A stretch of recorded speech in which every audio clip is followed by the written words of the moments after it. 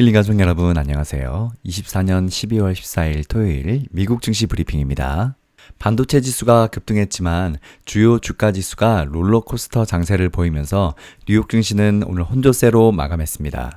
미국의 브로드컴은 호실적을 기록하면서 사상 처음으로 시가총액 1조 달러를 돌파했습니다.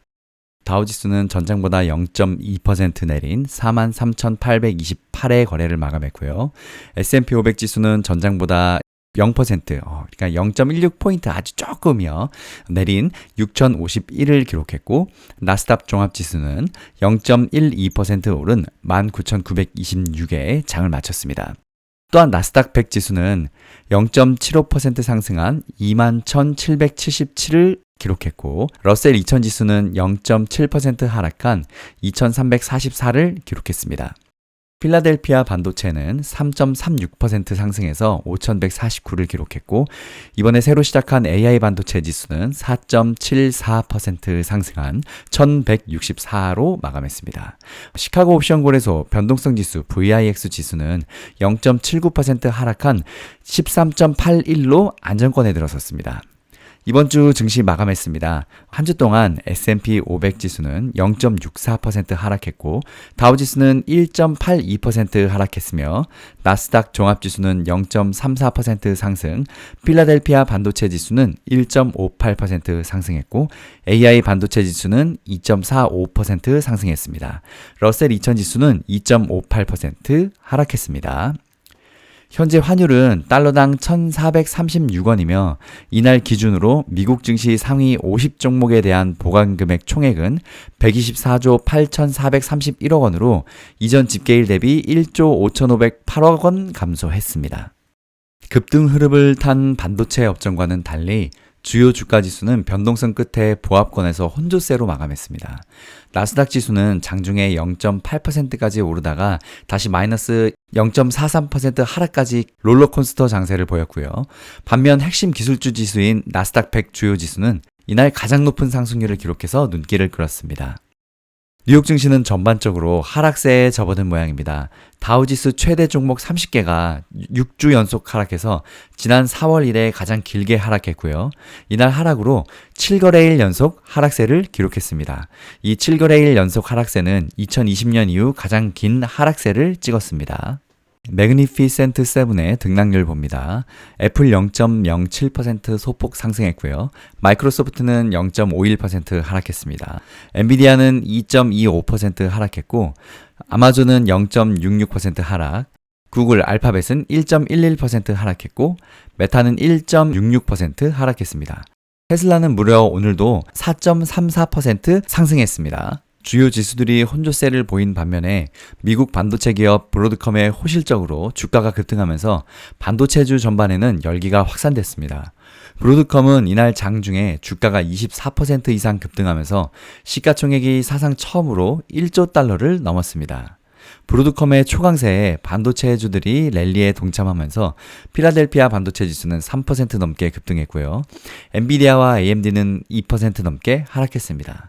엔비디아 주가는 지난 7거래일 동안 하루를 제외하고는 내리 하락세를 기록해서 약세장에 진입한 게 아니냐는 우려를 낳고 있습니다. 반면 TSMC가 4% 이상 뛰었고 ARM은 2%, 마이크론 테크놀로지도 4% 이상 상승했습니다.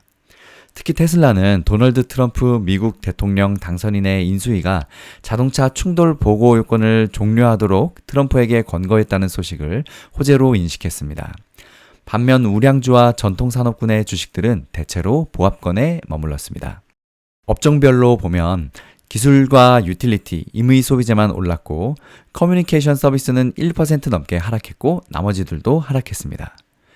고급 가구 및 인테리어 소품 소매기업 RH는 3분기 실적이 시장 기대를 하회했으나 연간 매출 전망치를 6.8%에서 7.2% 범위로 상향 조정한 후에 주가가 17%나 폭등했습니다. 버투스 인베스트먼트 파트너스의 조 테라노바 수석 시장 전략가는 우리는 낙관적이지 행복감에 도취되어 있는 것이 아니다 라며 이제 투자자들은 시장 전체 상승을 기대하기보다 특정 업종에 집중해야 할 때라고 말했습니다.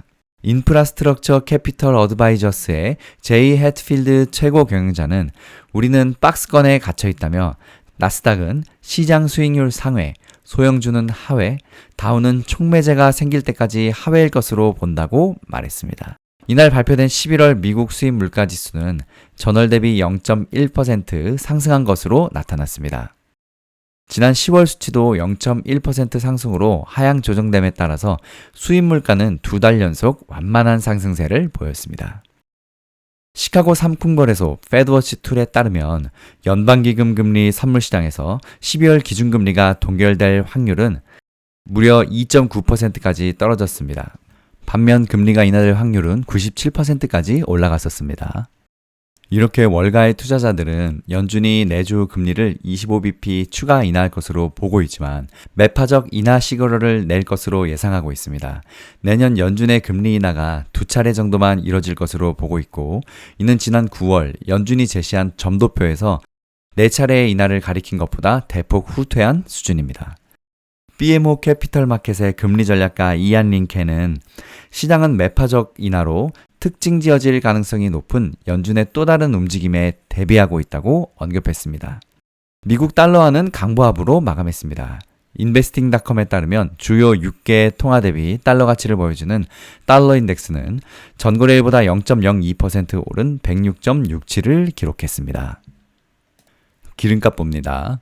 국제유가가 러시아의 우크라이나 에너지 기반 시설 대규모 공습과 러시아산 원유에 대해서 서방이 추가 제재를 가할 수 있다는 전망으로 크게 올랐습니다. 13일 뉴욕 상업거래소에서 서부 텍사스산 원유 WTI 1월 인도분은 전장보다 1.27달러, 1.81% 오른 배럴당 71.29달러에 거래를 마쳤습니다. WTI는 종가 기준으로 지난달 7일 이후 1개월여 만에 최고치를 기록했습니다. 이번 주에만 무려 6%나 상승했습니다. 국제유가 기준물인 브렌트유 2월 인도분 가격은 전장 대비 1.47% 오른 배럴당 74.49달러에 마감했습니다. 브렌트유 종가는 지난달 22일 이후 최고치입니다. 이번 주에만 역시 5%나 올랐습니다. 외신들에 따르면 러시아군은 이날 미사일 93기와 드론 200대를 우크라이나로 발사했는데요.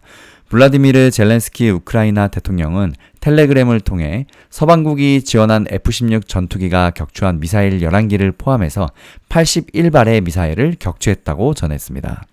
유럽연합은 러시아산 원유를 외국에 수출하는 그림자 함대 선박 45척을 제재 대상에 추가할 방침이라고 밝혔습니다.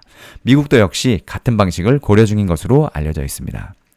로이터 통신은 세계의 최대 원유 수입국인 중국의 11월 수입량이 전보다 느렸다며 중국의 월 수입량이 증가한 것은 7개월 만이라고 합니다. 또한 정유사들은 내년 초까지 사우디아라비아로부터 수입을 늘릴 계획이라고 합니다. 다음 브로드컴 실적 영상으로 다시 한번 이어집니다. 힐링가족 여러분, 성공투자 파이팅!